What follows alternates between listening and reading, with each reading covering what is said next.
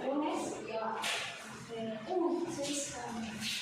morning, class. Good morning, sir. May I request everyone to please stand up and let us pray.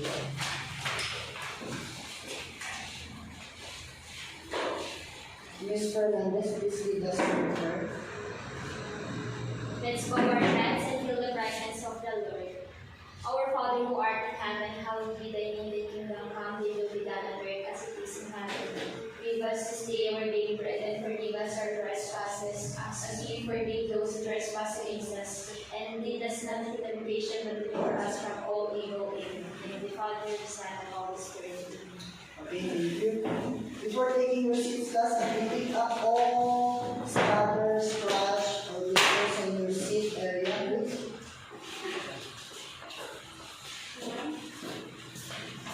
Make sure you also arrange your chairs properly. Very good. Thank you. If I call on your names, please stay present.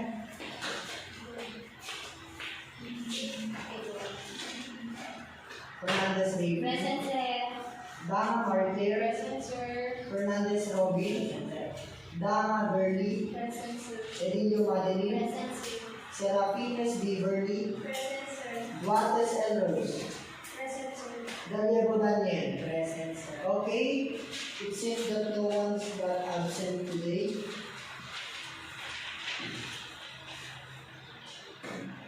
Before we proceed to our main topic, may I request you to please divide yourself into two groups, maybe 4 members in each group, and appoint your own leaders.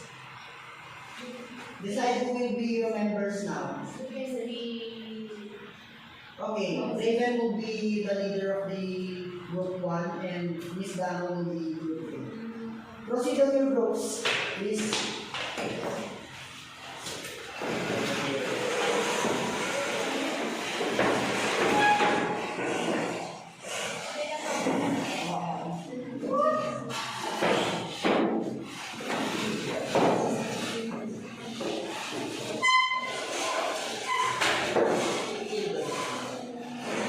Okay, please send me 2 representatives in each group, please.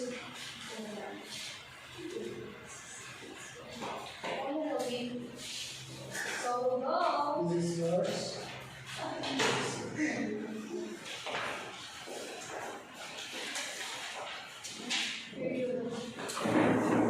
My instruction is that I will be providing you a sheet of a colored paper wherein you will arrange the jumbled letters into the correct terms.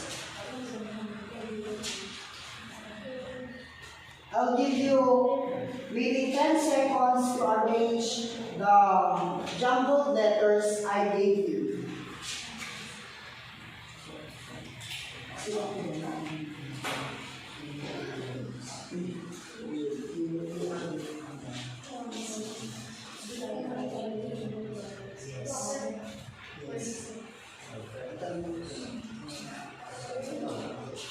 Yes, Marcia? Arrange the jumbled letters and then write it on your colored paper. Okay. Are you done, class?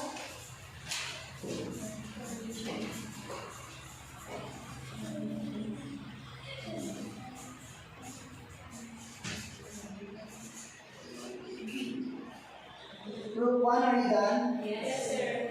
Group 2? Yes, sir. Okay.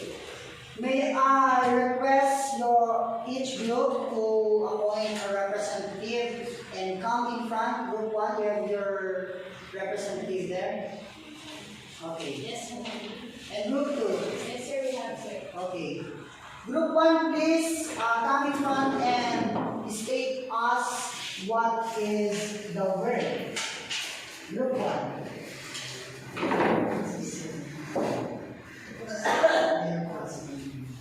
So the jumbled word was neoclassic period. Very good, group 1. Give them a round of applause. Group 2, please.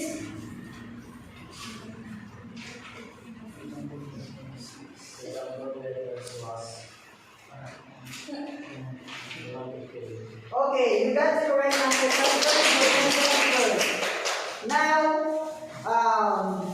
before arrange your chairs.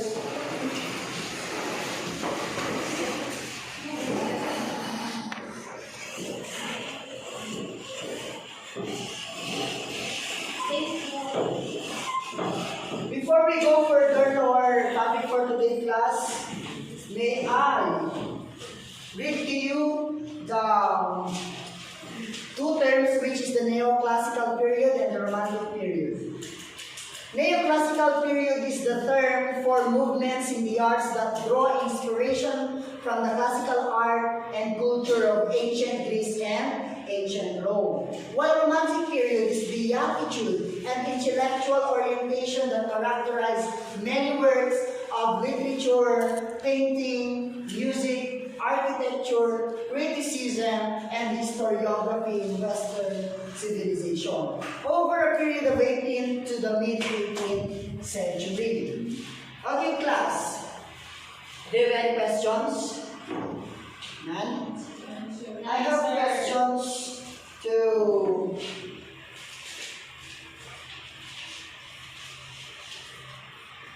Miss Adelia Madeline. Stand, please.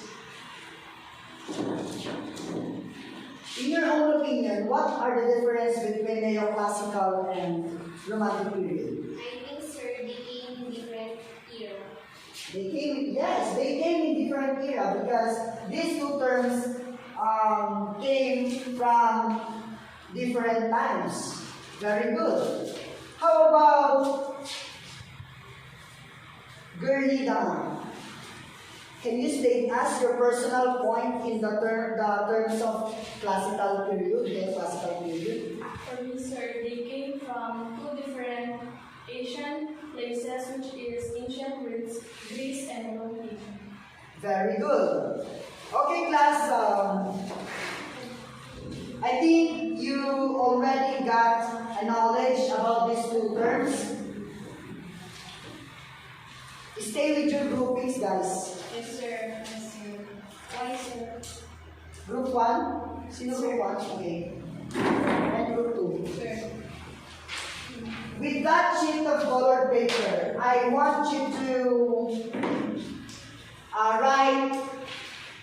brainstorm the different terminologies which your presenter or your reporter will be explaining right after. Is it the same group, sir? Yes, the same group. Go on with your groups. And I'll give you 30 seconds to brainstorm different terminologies in each words you got.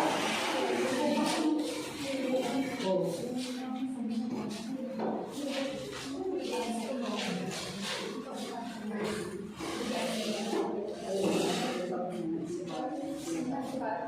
Sir, because we have a problem. Yes, yes, of course. Yes, and people know. No. We have a problem, sir. Sir, we have a problem. Yes, what's that?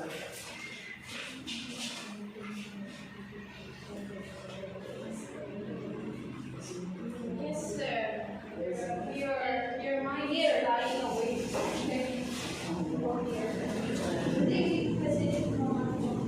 All the Really? Okay.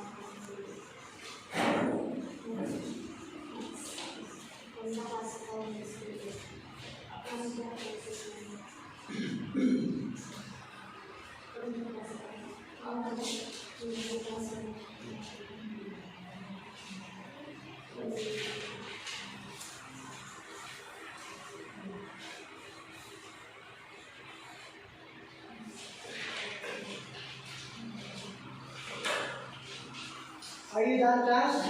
Yes, sir.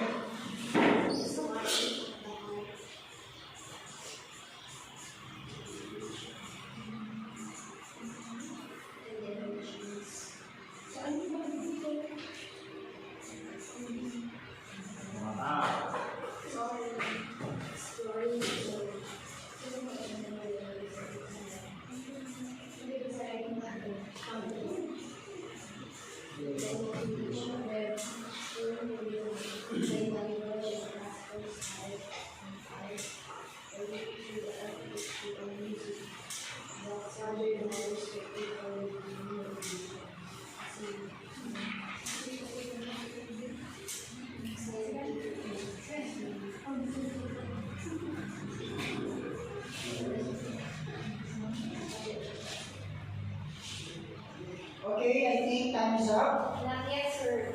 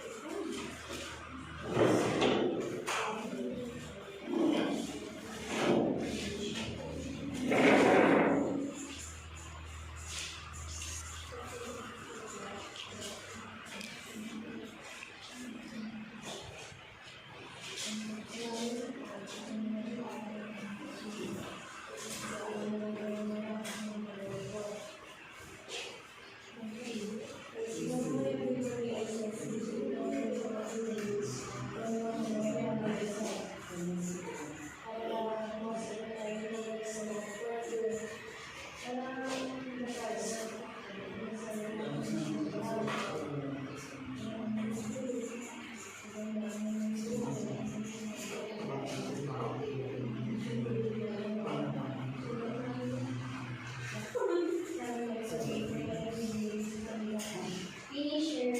Okay, I think you're done. Yes. It's almost time. Okay, so may I request your presenter? Did you appoint your own presenter, Group 1? Yes, sir. Okay. Group 1, Group 2 will be the first presenter, please. Group 2. Yeah. Okay, class, lend your ears to Miss Raven as she explains what is romantic period. Good morning, sir. Good morning, classmates. Okay, what will you respond? Good morning. Okay, good morning. Go. With the effort of my companions, I am here. I am here to present to you the romantic period. So, one of the characteristics of romantic period are music. Why? Music for them is the struggle to increase emotional expression and power to describe these truths through expanding formal structure from the classical time period. So, second is poetry. Romantic period also characterized by poetry because poetry are one of the important for them. It is one of the heart and the emotions exploring the that imagination rather than scientific roots. So, in Romantic period, the characteristic of poetry, they are more on truth, emotions, and rather than scientific truth. And third, awe of nature. Why awe of nature? Because they have reverential respects with fear of wonder. So, last is English literature. By sensibility and the use of pathological material and exaltation. And that's why romantic period is characterized also by English literature. That's all, sir. Okay, give her a round of applause, please. Guys. Okay, next presenter will be Group 1. So, good morning, classmates. Good morning, sir. Good morning. Good morning. Neoclassic period, it is the revival of classical style in art or literature or architecture or music, but from a new perspective or with a new motivations. So, dati kasi is, ang neoclassical period is also known as the neoclassicism, but at times, as past go by kasi is napalitan siya in a classical style. So, in a classical style, in the way na discover sila ng new perspective or mas nag-develop sila, mas nag-improve with a new motivation or style or maaaring gamitin na ano nila sa pag-improve ng neoclassic period. Okay, arrange your chairs, please.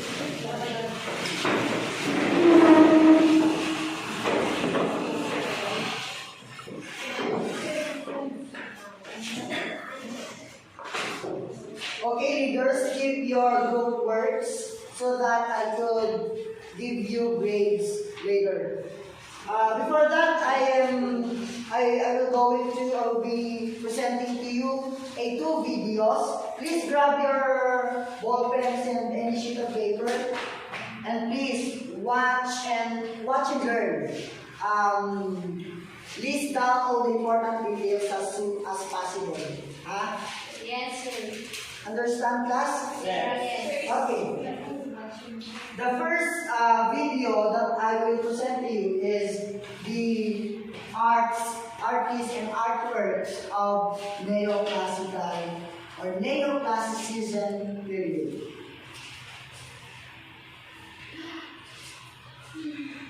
Neoclassical art emerged in the 1760s and was popular throughout Europe and North America until the 1850s.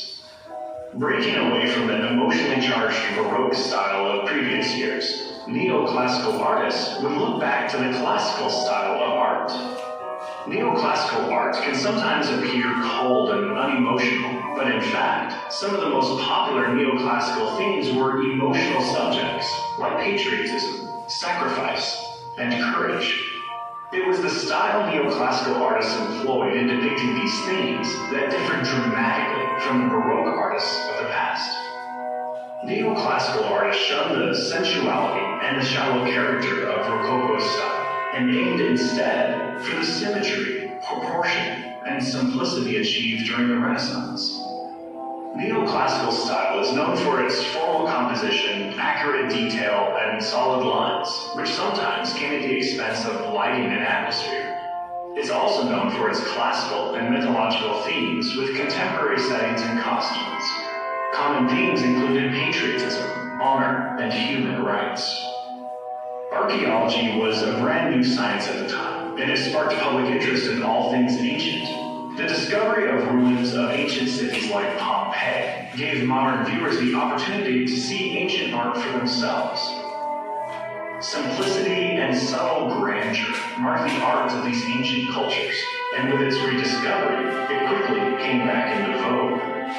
Both artists and the public at large were captivated by the classical style of Greco-Roman art. Johann Winkelmann, the father of archaeology, considered the idealized style of ancient art, Greek in particular, a beauty more perfect than nature. Winkelmann actually appealed to artists of his time to copy ancient style, which he described as timeless and ideal. Neoclassical artists did not need to be persuaded, and even competed amongst themselves to produce the best imitations of Greco-Roman style. Both Greek and Roman styles inspired imitations throughout the neoclassical period. However, since far more examples of Roman sculpture remained, this style with the sculptors of the dead.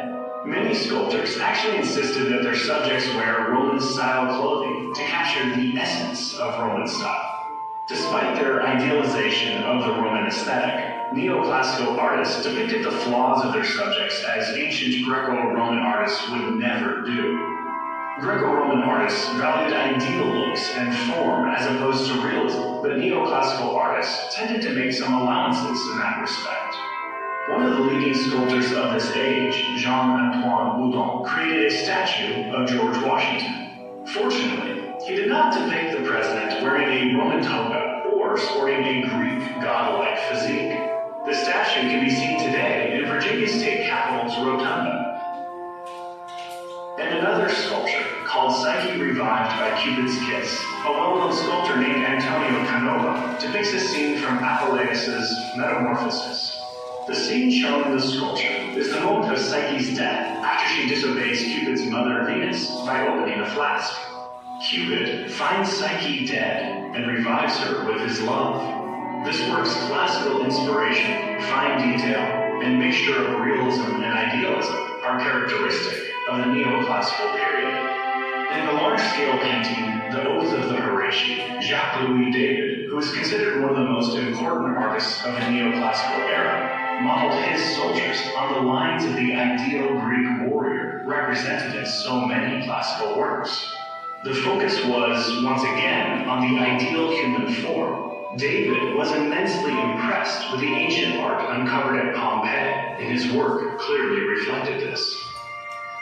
In literature and social tradition, the neoclassical movement can be described as an offshoot of the Age of Enlightenment, which began in the late 17th century. Philosophers and political writers like Voltaire and Rousseau spread the new philosophies of the Enlightenment regarding science, morality, government, and basic human rights.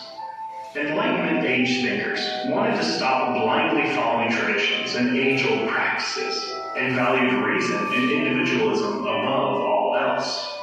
These ideas sparked revolutions around the world, and both the French Revolution and the Industrial Revolution took place during this tumultuous and radical time. The neoclassical movement swept through the architectural world as well. The Arc de Triomphe, one of the most easily recognized structures in the world, is a classic example of how the Roman Empire's architecture was imitated by neoclassical architects. Typically, the neoclassical architect was likely to focus on simple geometric forms, while ensuring that buildings' proportions were of a grand scale. Modern-day examples of neoclassical architecture stretch across continents to include the White House in Washington, D.C. The neoclassical movement spread all over the world to some degree. Towards the end of the 19th century, the neoclassical school of thought coexisted with Romanticism, a new artistic style which was just beginning to emerge.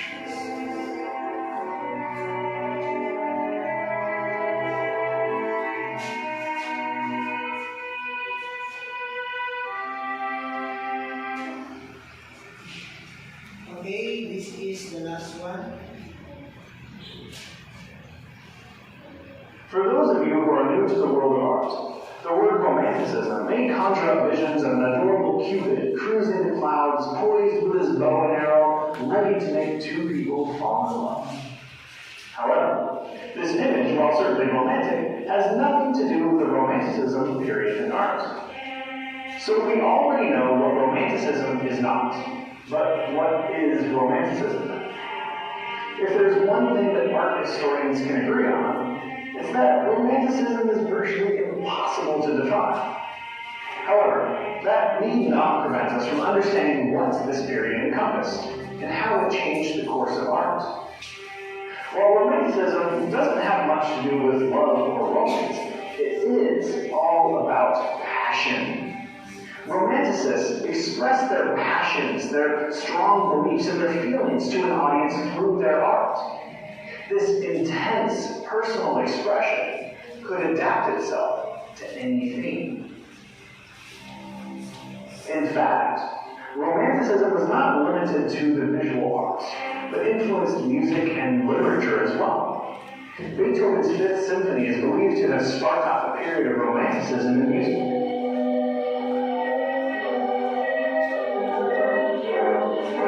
Three well-known romantic novels include Les Miserables, The Hunchback of Notre Dame, and Frankenstein. While these novels are more gloomy than they are beautiful, they are mystical and passionate, and like romantic paintings, evoke passion in their audience. This is the core of Romanticism, art with a heart, meaning artists express their deepest beliefs. One example of a passion-evoking romantic painting is Delacroix's Abduction of Rebecca. This painting depicts a scene from Sir Walter Scott's novel Ivanhoe. Delacroix used scenes from Sir Walter Scott's novels as inspiration for paintings throughout his career. The medieval settings, revolutionary themes, and introspective melancholy characters found in Sir Walter Scott's novel provided a rich source of inspiration for Delacroix, who addressed the same themes in his visual art. In Abduction of Rebecca, based on the novel Ivanhoe, the artist encapsulates the intense drama of the moment, depicting the shock and turmoil of the events described in the novel in a very realistic manner. In stunning contrast is Rebecca's sweet expression, which somehow only adds to the sheer momentum of the piece. The dramatic nature of artworks belonging to the Romanticism era can be explained by the fact that this period followed the age of revolution, when monarchies across the world were replaced with constitutions, securing the people's rule. Romanticism was born in the wake of the American Revolution in 1776 and the French Revolution in 1789. Between 1800 and 1860, Romanticism was at its peak. Political, economic, and social upheaval was the norm, and these themes carried over into the world of art. The existing styles and methods of expression would come to be changed dramatically. The revolutionary energy that fueled Romanticism was one important reason these artists believed in expressing themselves with great intensity. In addition to emphasizing the passion of the individual, Romantic art also depicted nature as a fierce and all-powerful force. The destructive power of nature was a common theme in paintings created during this era. One of the best-known Romantic artists, Géricault, based his famous work, The Raft of Medusa, on a French frigate that was wrecked off Senegal's coast. The painting was inspired by the harrowing tale shared by two of the shipwreck survivors. Géricault used this tale of suffering and lost hope to express the anguish of humankind abandoned to fate. The canvas depicts pallid, emaciated bodies, juxtaposed with the few remaining survivors on the raft that is left battered by the turbulent sea. The feeling of hopelessness, the despair of the men facing the raging ocean's relentless onslaught is only too evident for all who look upon this brilliant work. Interestingly, this was Géricault's first major work, and that he chose tragedy as its central theme speaks volumes about the importance of intense emotions to the Romantic artist. Goya, another well-known artist who left his mark during this period, is also known for his famous twin panels, the nude Masha and the clothed Masha. The nude Masha was revolutionary in the direct gaze of a nude woman depicted. Previous nude paintings featured modest women who averted their gaze from the viewer. The nude Masha, however, was unabashed. Goya switched to darker themes during the late 1790s, which is when his Fantasy and Invention series, a set of 11 pictures, came to be. His yard with lunatics hints at social alienation, perhaps an indication of his inner fear as a result of the mental and physical illness he was recovering from at that point. It was well into the Romanticism era that Goya's disaster war prints came to be. Critics describe these as the artist's protests against the atrocities perpetrated during the Dos de Mayo rebellion and the Peninsular War. Goya's outrage at what was happening is only too evident through these prints. To truly understand Romanticism, it is important to understand that these artists hope to share some of their deepest emotions through these works, whether the emotion was of a spiritual nature or dealt with physical gratification, whether the subject was tangible or intangible. The objective of the artist was to glorify it, to make it larger than life, supernatural, so that it would get the attention he believed it deserved. Although Great Britain and Germany are believed to be the strongholds of Romantic art, this era left its mark on artists and art critics all over the world by elevating imagination far above realism. These artists show that art could be interpreted and not just representative.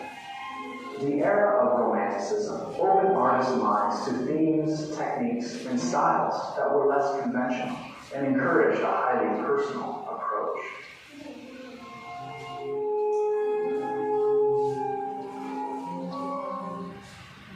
Okay, class.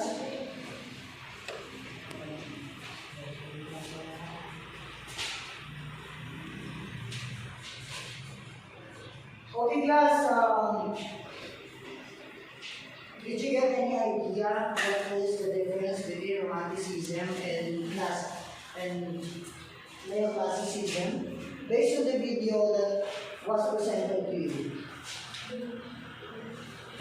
Anyone from the class who would volunteer to summarize the video I presented while back? Volunteer, anyone? Okay, Maria, please stand up and state your point of view on the videos. Sir, under the neoclassical period, it is the revival of a classical style. So, neoclassical is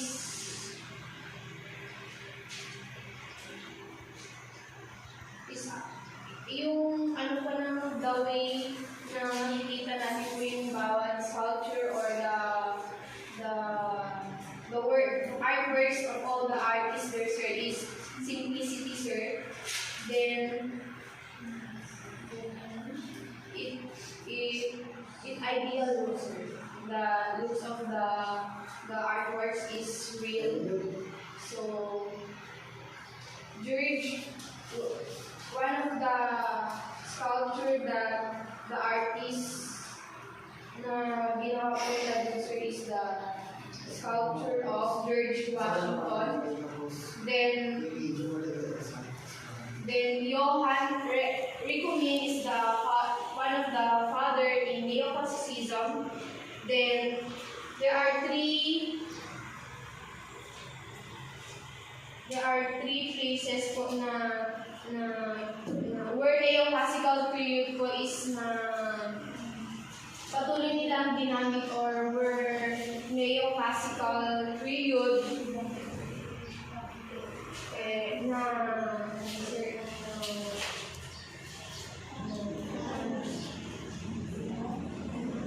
na discover, sir. So it is the Denmark, France, and USA, sir. So in neoclassical, sir, it gives accurate details, and it is a popular, emotional, wherein it includes the sacrifice and encouragement, sir. While the Romanticism period, it started in 1800 to 1860. Then it is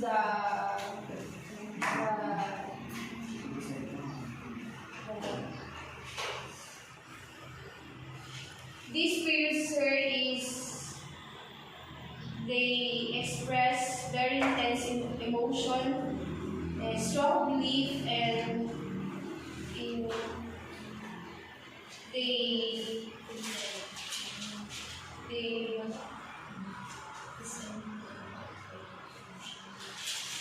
They have the music, literature, and painting, and it is the mystical and passionate, or wherein it is the heart is the art is the heart, sir, which is yung very emotional sila, the way na gagawa sila ng isang ano, sir, isang artwork.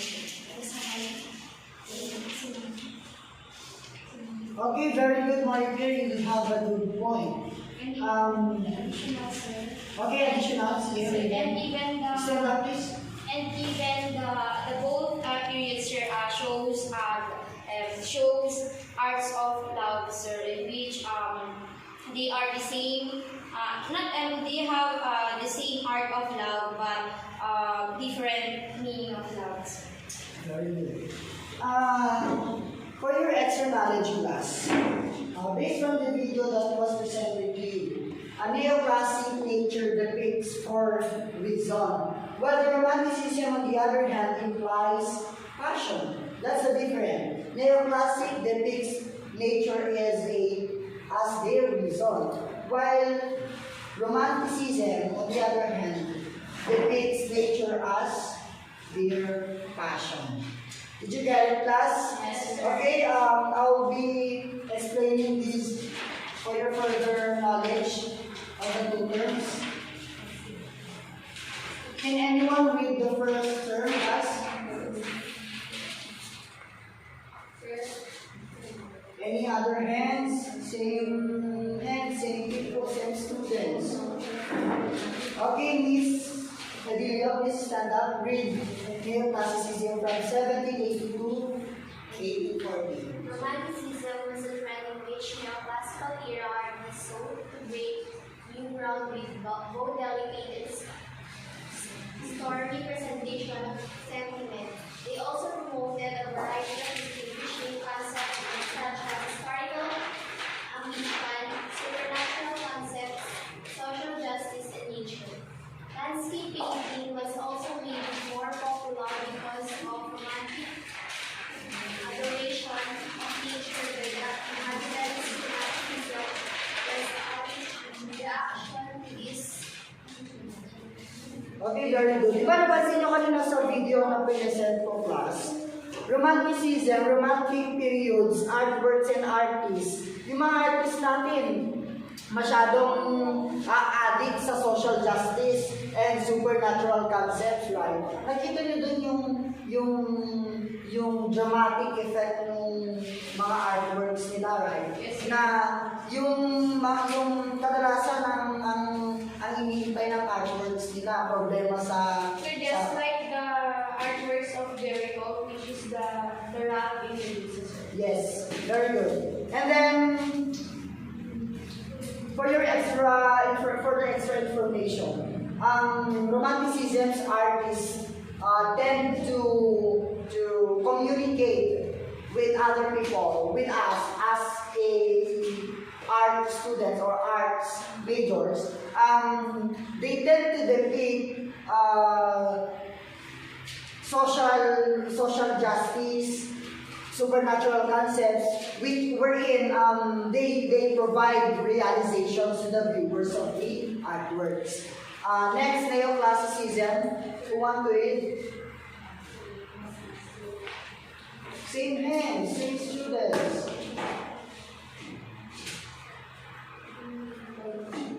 Please, Mr.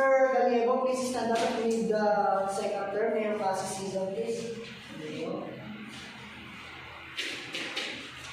Neoclassicism, 1780 to 1840. In the curative and visual arts, the Western trend was called neoclassicism. It also refers to literature, theater, music, and architecture, which were inspired by ancient Greece, ancient Rome, classical art, and culture. This is known as the Age of Enlightenment. The revived interest in Greek and Roman classics has brought on the art form in this time period. Neoclassical period works of art such as paintings, sculptures, and architecture typically depicted Roman history that exalted the heroes of Roman times. Thank you. Okay, anyone of you who got an idea or any personal points about Age of Enlightenment? When we say enlightenment, what words comes first in your mind? Ms. Fernandez, please stand up. When you hear the word enlightenment, Encouragement, sir. encouragement. Very good. Any other guess?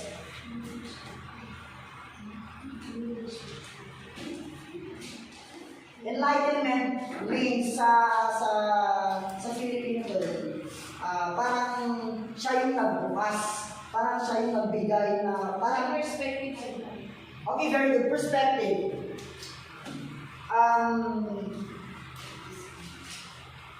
When we say perspective, what is perspective? What is your perspective then on the Age of Enlightenment? What does it imply? Why does neoclassicism coin as the Age of Enlightenment? Age of Enlightenment were in the way that the neoclassical period turns to classical style, which is they discover or they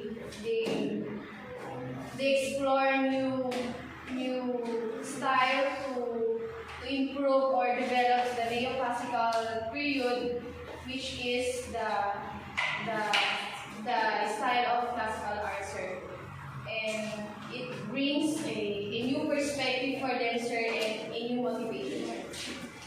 Okay, I think you have enough idea on the different artworks, artists, and how the artworks portray something.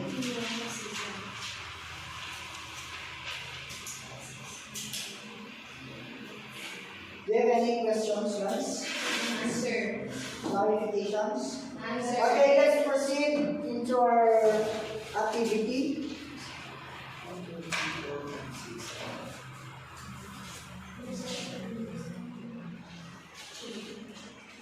Where's Robbie? Sir, I see on CR have necessary. This is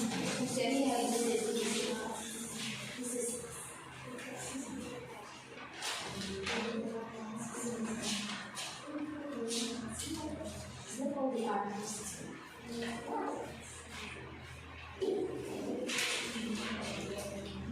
Okay. I will be showing you, I will be reading you the meaning, the artist, the artworks, and the period. This is a graded activity class. Be attentive na lang, okay? This artwork is from neoclassical period. And it was an artwork of Jacques Louis David. And his artworks was entitled The Death of Marat. The Death of Marat. Kindly show us, kindly tell us where is the Death of Marat. But before that, let me read first to you the details and the meanings or how these artworks depicts. David's masterpiece shows the portrayal of a revolutionary martyr, and this is a painting of murdered French revolutionary leader Jean-Paul Marat. Okay, can anyone of the class would volunteer to place where the artworks, correct artworks? You can show us the Okay. This artwork is from neoclassical, and the artist was Jacques Louis David, and then the title of the artwork is The Death of Marat. Is it picture number 1, number 2, number 3, 4, 5, or 6? Which picture do you think will I place this one?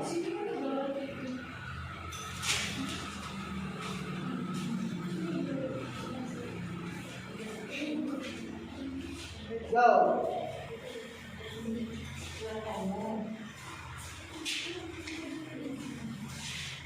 Anyone, class? Okay, girly.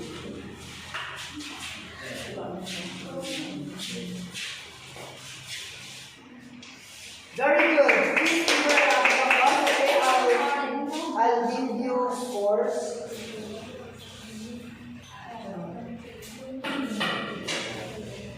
Next.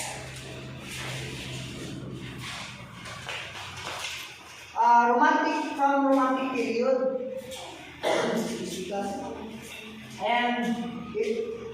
The artist was Jean-Baptiste Camille Corot. And the painting entitled Landscape with a Plowman. Landscape with a Plowman.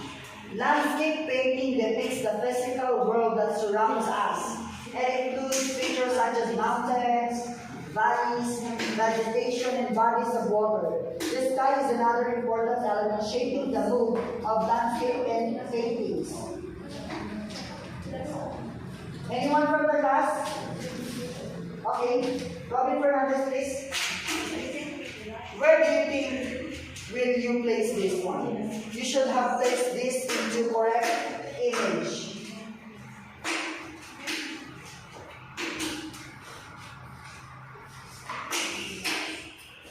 Picture number 6. Okay, very good. Okay, you got 5.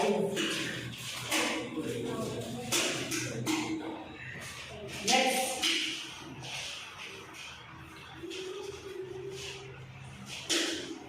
An artwork from neoclassical period. And the artist was La Madeleine de Paris. And her artworks named Temple Style. The Madeleine Church was designed in its present form as a temple to the glory of Napoleon's army and later named for Jesus and family. Anyone from the class? Sure. Any other hands? Same students are raising their hands. Ayaw nyo ba ng score?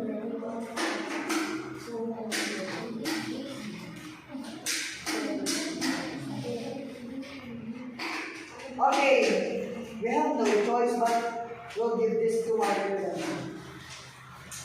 What number? 5, sir. Okay, very good. 5. You got 5, of course.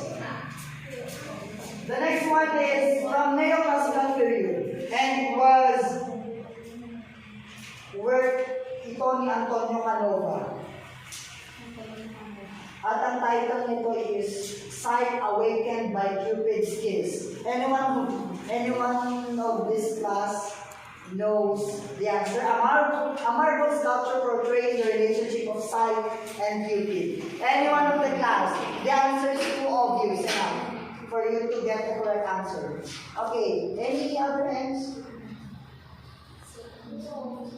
Okay, Miss Fernandez.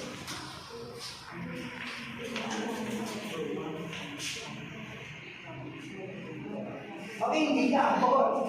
Yan, correct. Palakpakan ka naman si Miss Fernandez. Okay, next is from Romantic period. And it was owned by Jean-Louis Theodore Géricault. And yung title ng kanyang artwork ay Charging Chazur.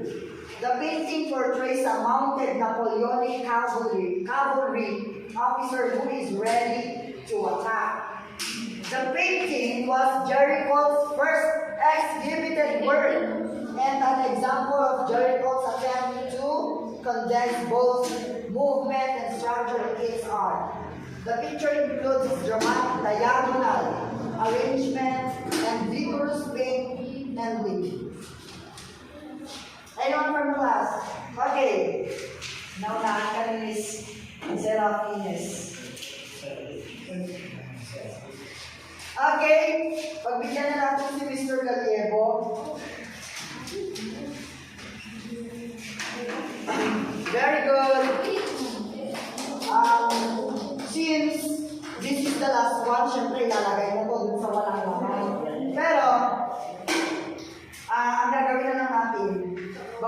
niya na lang sa harap bago niya ilagay doon sa place na yun. Okay, Mr. Gallego, please read this in front and place it where it Romantic. Art by Anthony Luis Barre. Hercules sitting on the boat. Barre sculptured Hercules with the and Mantrian Boar depicting Hercules' fourth labor, where he had to capture a live boar from Mount Endrimantos. where will you place that one?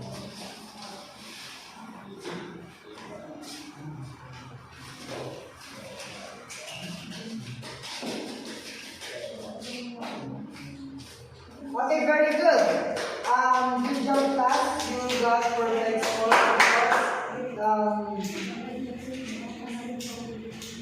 Okay, we're done with our topic. I can now present to you the last topic.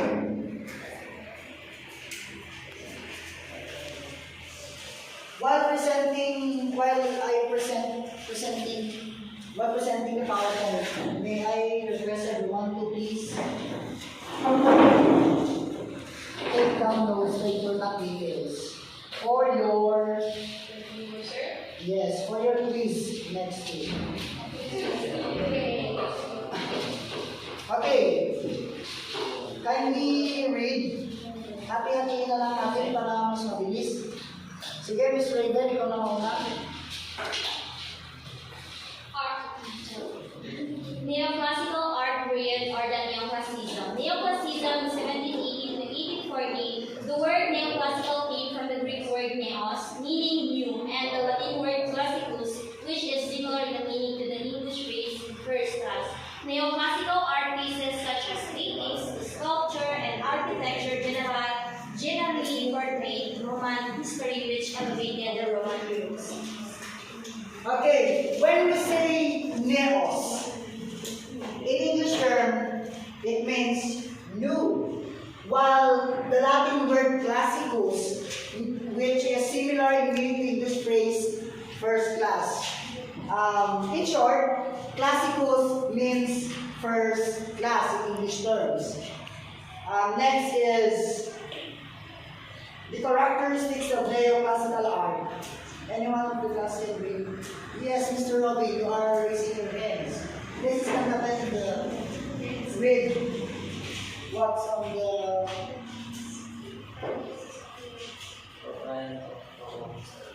louder, please. I can't understand you. Louder. Formal composition, the use of diagonals to show the peak of an equation volume versus the regular line. Ikaw mo sa ka ba? Hindi ko marinig. Ulitin mo. Medyo lakasan mo muna. Lakasan mo. Local column, overall lighting, classic linear structure. Okay. These are, nakikita niyo class, yung 1, 2, 3, 4, 5. Yung 6 characteristics yan ng neoclassical art. Okay. If we need to compare Romanticism from Neoclassicism, this is the knowledge you have to read. Kindly read it, Eros Duates. Neoclassicism and Romanticism. Art forms of the neoclassic period were produced in the late 18th century. These artworks are influenced by ancient Greece and ancient Rome. Neoclassic style is highly visible in paintings, sculptures, and architecture of the 18th century. Romanticism is highly contrasted with neoclassicism. It is a reaction to the classical contemplative nature of neoclassical praises. It seeks modernism and express emotions through art. Landscape painting became more popular due to the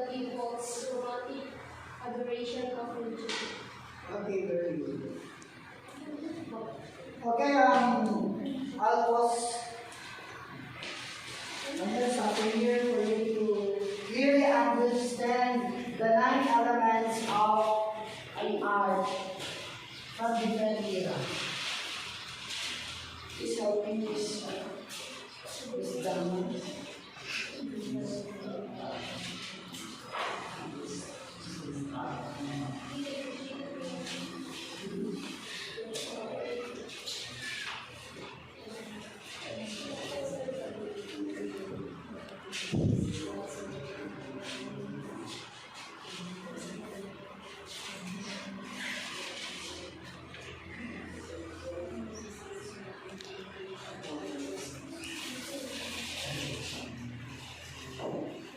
Okay, these are the 9 elements of an art from different era. Again, the first element states there the values. Values under neoclassicism, values of an art for neoclassicism is order and solemnity, while romanticism is intuition, emotion, and imagination. Do you get the differences between neoclassicism and romanticism in terms of values, class? Okay, very good. Inspiration, on the other hand, neoclassicism inspiration is classical Rome, patriotism, courage, and honor. While romanticism is medieval and Baroque eras. So, ang inspiration ng mga arts na galing sa romanticism ay influenced by medieval and Baroque eras. And, of course, middle and far east. While tone under neoclassicism is calm and rational. Romanticism, on the other hand, states there that subjective, spontaneous, and non-conformist. Subjects, Greek and Roman history, yun yung subject ng ating arts under neoclassicism. While legends, exotica, nature, violence. Di ba napansin mo kanina sa video kanina, medyo madrama ang arts ng romantic period. And technique. The technique under neoclassicism is stress drawing with lines, not colored. Nakita nyo na hindi masyadong makulay yung artworks under neoclassicism. And no trace of brush stroke. While romanticism, unrestrained, rich in color, and then visible brush strokes. Medyo geometrical ang arts ng romanticism. Kasi sabi nga nakikita natin visible yung brush strokes. Role of art. Ang role of art during neoclassicism is morally uplifting and inspirational. As what I have said while back, na ang arts ng neoclassicism talaga nangungusap sa mga viewers, sa mga tao na nakakita sa paintings. Kasi ito, ang role pala ng art nila noon is they uplift morals of different people. Yeah. And then, while romanticism, dramatic, carry viewer away. Yung parang titingnan mo ang isang artwork sa romanticism's artworks and paintings or any arts doon is na under romanticism yung parang mahawak ka doon sa makikita mo. Example, merong painting kanina na parang yes, yung parang medyo ano siya, yeah, that's it. Composition under neoclassicism most figures in foreground, while romanticism use of diagonal, crowded compositions. Lines. Comparing lines to neoclassicism from romanticism, they are far different from each other. Kasi eto, ang lines ng neoclassicism natin, linear style, di ba? Outlines are sharply defined through controlled brush strokes. Control, kaya linear yung line natin. While painterly style, sa romanticism, brush strokes are less restrained. Lastly, the texture of an art under neoclassicism is Neoclassicism artworks, when it comes to texture, is smooth. No brush strokes can be seen. While Romanticism, on the other hand, often has visible brush strokes. So, ang kabaliktaran ng smooth is, of course, hard. Medyo magaspang siya in touch. Okay, any question, guys? An answer. Okay, if you don't have any questions, may I request everybody to please take a glimpse and study the presentation above.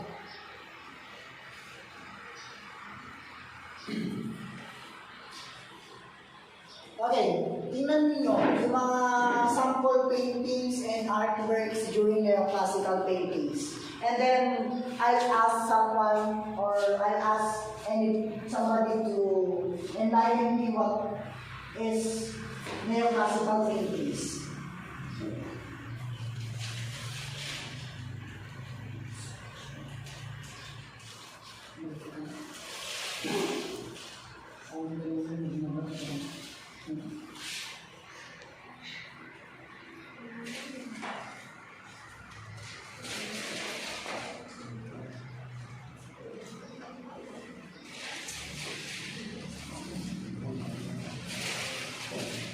Okay.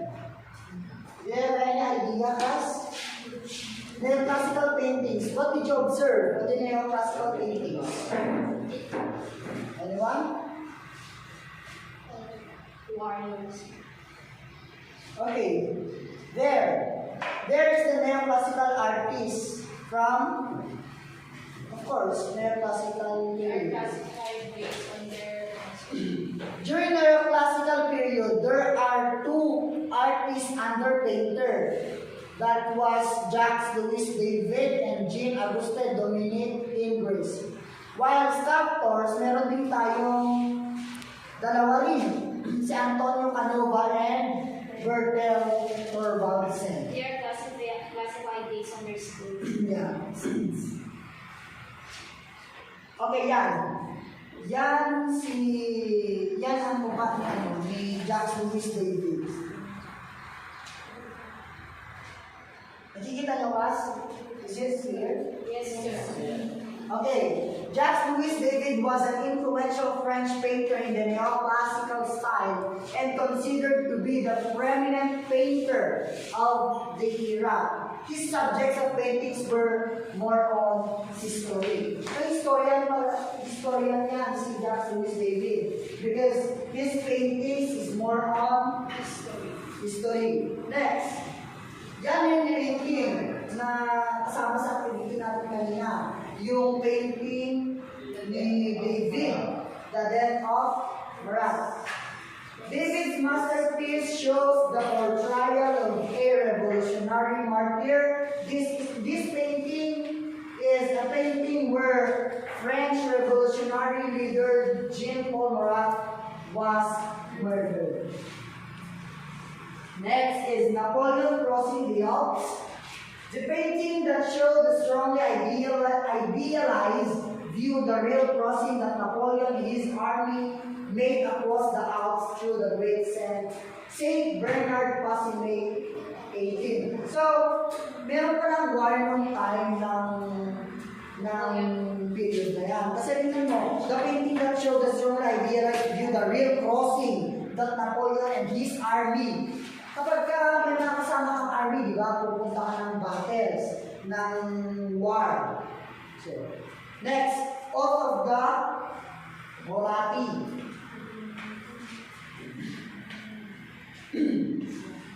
Maria Dama, please read the definition of Oath of the Morati.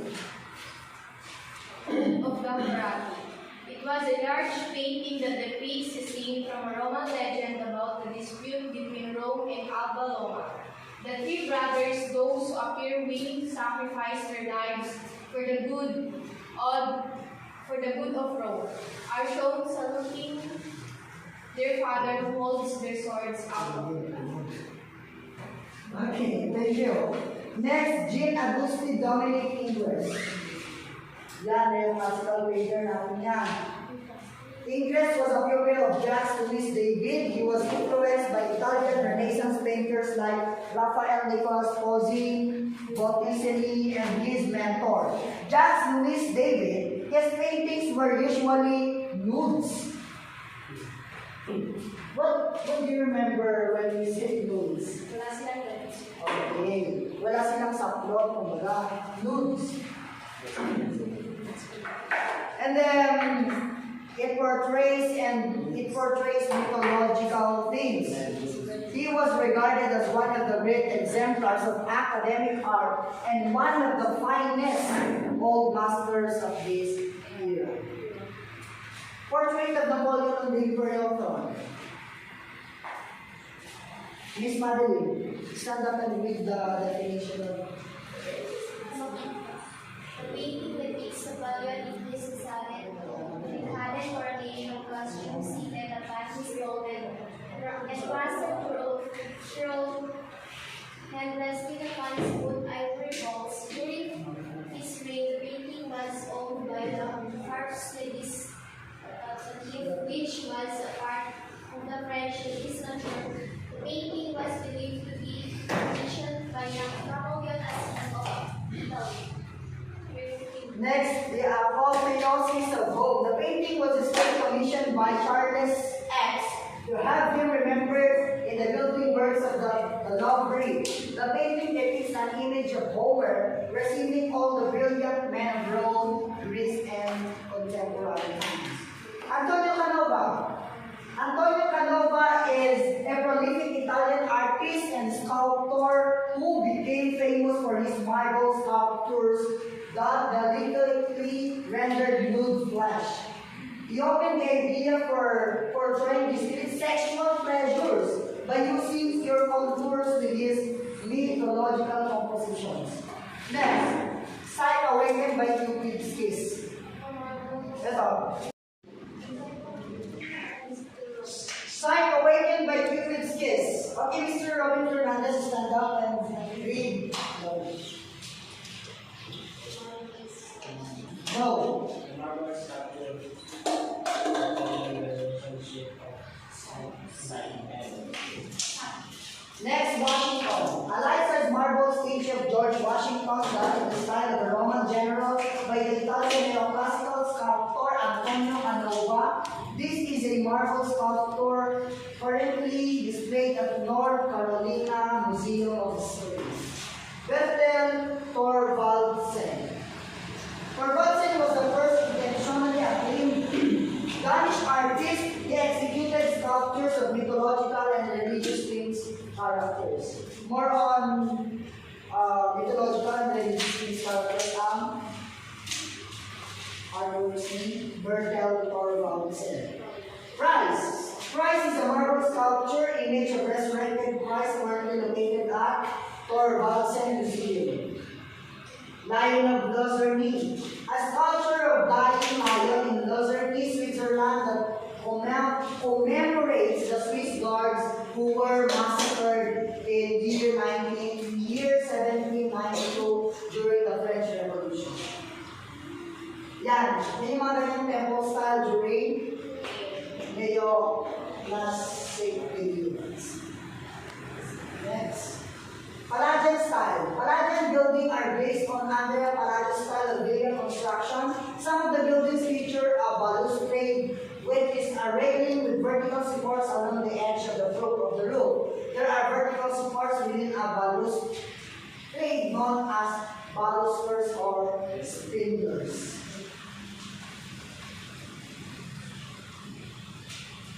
Okay, gumako tayo sa Romantic Art Period Plus. Romanticism was the movement in which the artists of the neoclassical period sought to break new ground in the expression of emotion, both subtle and stormy. It embraced several distinctive themes such as longing for history, supernatural elements, social injustices, and nature. Landscape painting also became more popular due to the people's romantic adoration of nature. Ayun yung mga romantic painting sa atin. Hindi namin malaman ngayon para kay Bakas. The paintings of the Romantic period gave more emphasis on emotions. Artists expressed as much feeling and passion as it could be on canvas. John Louis Theodore Jericho. Artist. Okay, Carlos Brates. Please read. Jericho was the first French master and the leader of the French realistic school. His masterpieces were energetic, powerful, brilliantly colored, and tightly composed. Next. Galiebo. Daniel, please read. The Wrath of the Medusa. The Wrath of the Medusa.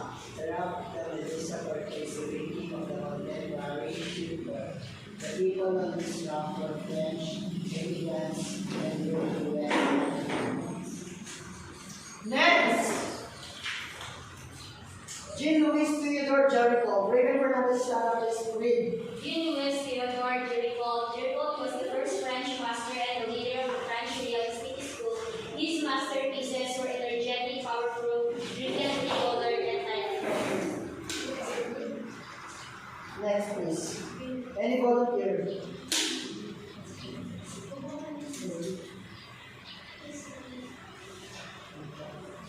Lindsay Newman.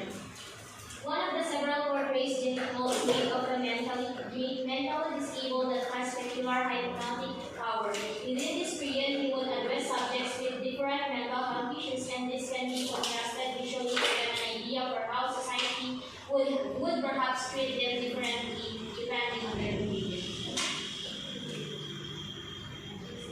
Francisco Goya.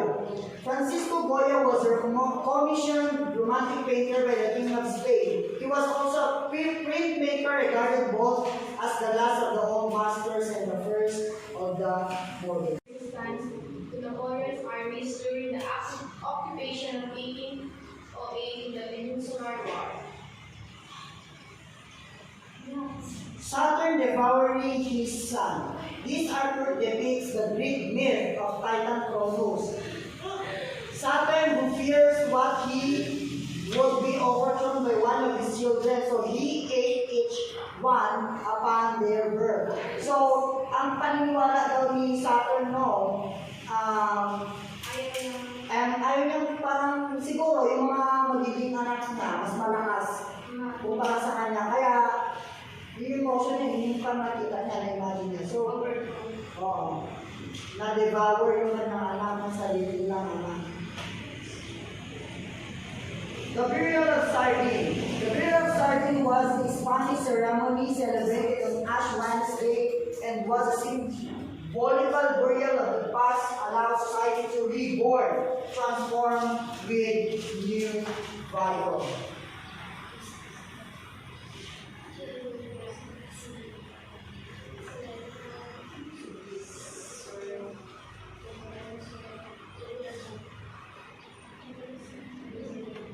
Okay, those are the paintings during Romantic period. Karaniwang ang painting noon class nung during Romantic period is landscape painting. Napansin mo? Okay, that's all. And thank you for listening. Do you have any questions, class? Okay, I will send you through email or through messenger the links of our discussion for today for you After to that, sir, for you to after we have. made the plus the so carving. Yes, I have here, I bought you so for your applications. Gawa kayo ng sarili ninyong artworks. Meron dito yung mga materials, kunin na lang ninyo, pagkakilala ninyo, then come up with a soap carving arts. Ipasa nyo na lang next meeting dahil wala na tayong time. Go! Bye, sir. Bye, sir. Thank you guys! Thank you, sir. Thank you, sir.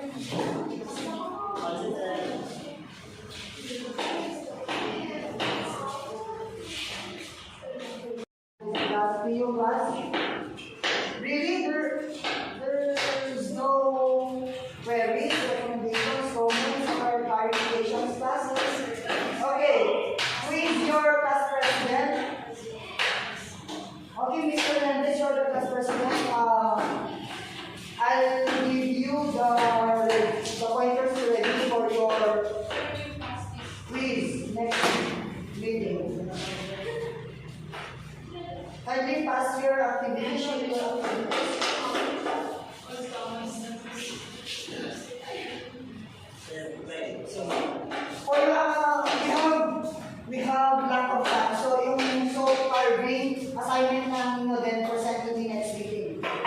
clear?